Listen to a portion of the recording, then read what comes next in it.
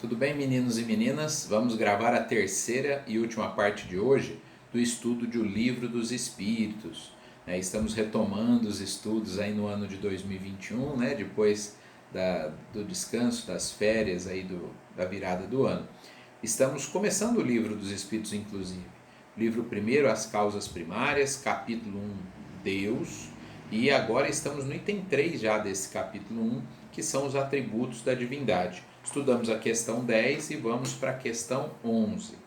Na questão 11, Kardec pergunta: será um dia permitido ao homem compreender o mistério da divindade? E os espíritos, respondem que sim. Aqui então é importante nós observarmos. Outras religiões respondem essas questões, não, é mistério e você não deve perguntar, É um dogma que você simplesmente acredita e ponto final. Ué, Edmir, mas a doutrina espírita está falando o mesmo, que é um mistério, mas com uma diferença: ainda é um mistério, ainda nós não compreendemos, mas vamos compreender. Podemos um dia compreender a natureza íntima de Deus? Sim.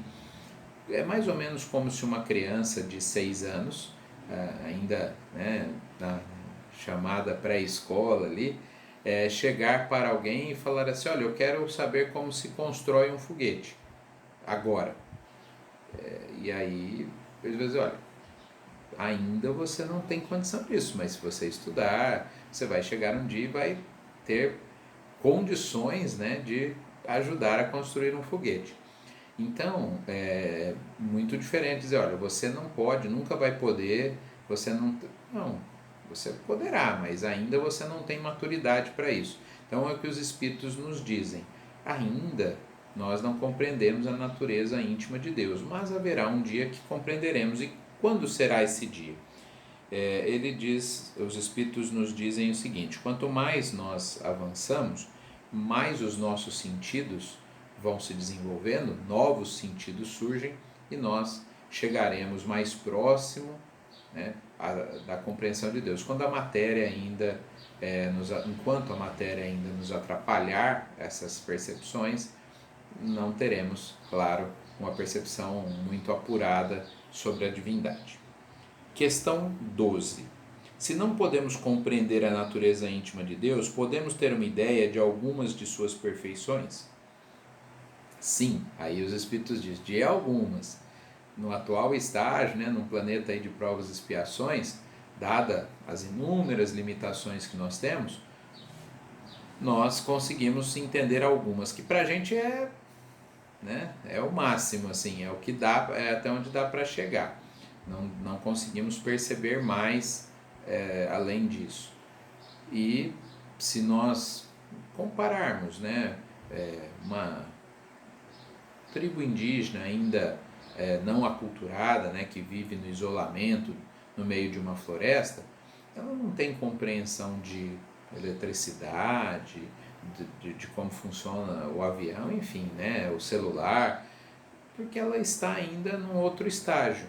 São espíritos que ainda não estão em condições de aprender isso, mas que vão se desenvolver e vão aprender. Eles são espíritos inferiores?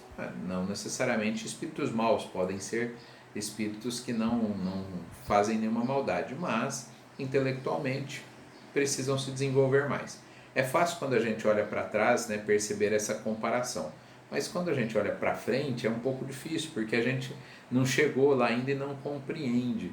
Eu brinco que quando Dante Alighieri escreveu os 3 livros, o Inferno, o Purgatório e o Céu, só fez sucesso o Inferno. Tanto que todo mundo fala do Inferno de Dante, mas ninguém fala do Purgatório do Céu. A Divina Comédia era composta por 3 livros, eu só achei que fosse só o Inferno, porque os espíritos encarnados aqui só se afinizaram, só entenderam melhor o que dizia respeito ao inferno. O céu era algo muito distante. Aliás, como curiosidade, talvez essa seja uma das obras mais importantes da história da humanidade no que diz respeito à mediunidade de desdobramento. Dante se desdobrava, visitava regiões, igual o André Luiz faz, só que o André Luiz já estava desencarnado. e ditou para o Chico Xavier. O Dante estava encarnado, então é desdobramento. Ele ia às regiões espirituais, visitava e depois escrevia sobre isso. Claro que ele usou toda uma terminologia católica, ele era extremamente católico, né? Ele era prior de Florença, cidade italiana. Prior era equivalente a prefeito, é que tinha 3, né? Um cuidava de uma parte, outro de outra, outro de outra.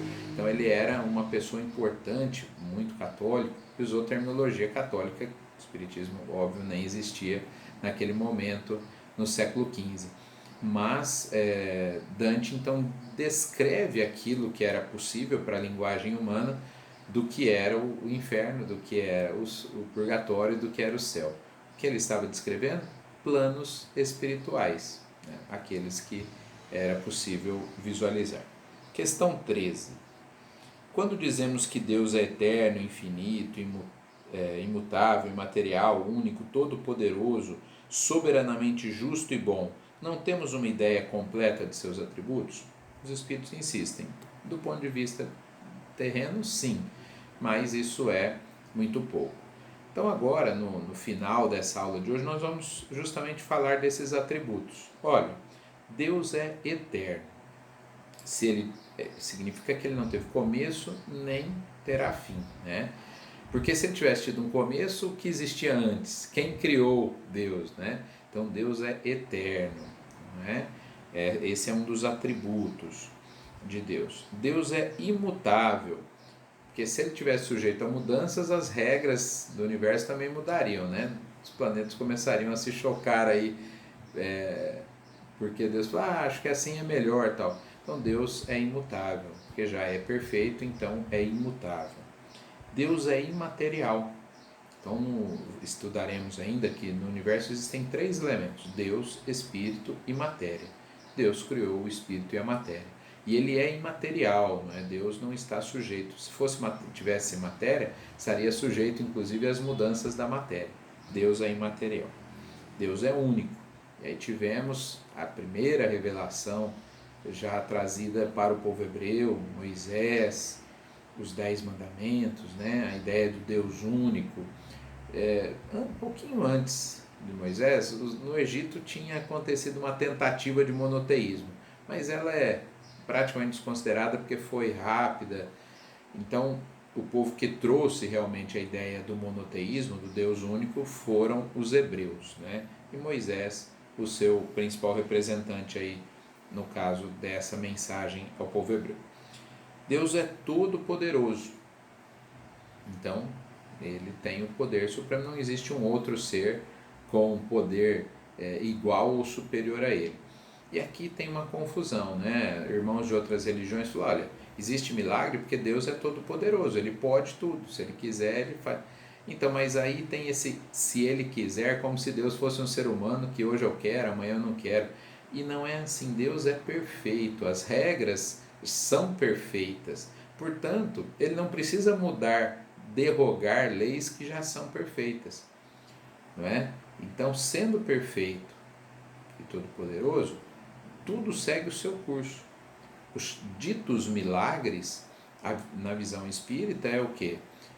Coisas que acontecem dentro das leis naturais, das leis de Deus, mas que nós, na nossa ignorância, não entendemos, então nos parece um milagre, fora da nossa compreensão. E, por fim, Deus é soberanamente justo e bom. Quando a gente compreende esse último item aqui, a vida fica tão mais leve, porque nunca mais a gente se sente injustiçado, né? Por quê? Se Deus é soberanamente justo e bom, tudo o que está acontecendo é necessário. Para que, se a gente vai aproveitar bem ou não, é outra coisa. Mas o que está acontecendo é necessário. O que acontece comigo é porque eu preciso disso. Ah, não, imagina, eu não precisava passar por isso. Na minha infantilidade eu posso pensar assim. Mas se Deus é soberanamente justo, não vai cometer injustiça, e é bom, o que ele faz é para o meu bem. Pode ser que eu demore a entender, mas seguramente é para o meu bem. Encerramos aqui então essa retomada das aulas do Livro dos Espíritos às quintas-feiras e teremos em semanas seguintes outras pessoas gravando aulas também, né? Teremos a Heloísa, teremos a Kátia, a Roberta, a Lívia, que vão nos auxiliar na gravação das aulas, tanto do sábado quanto da quinta-feira. Um abraço a todos.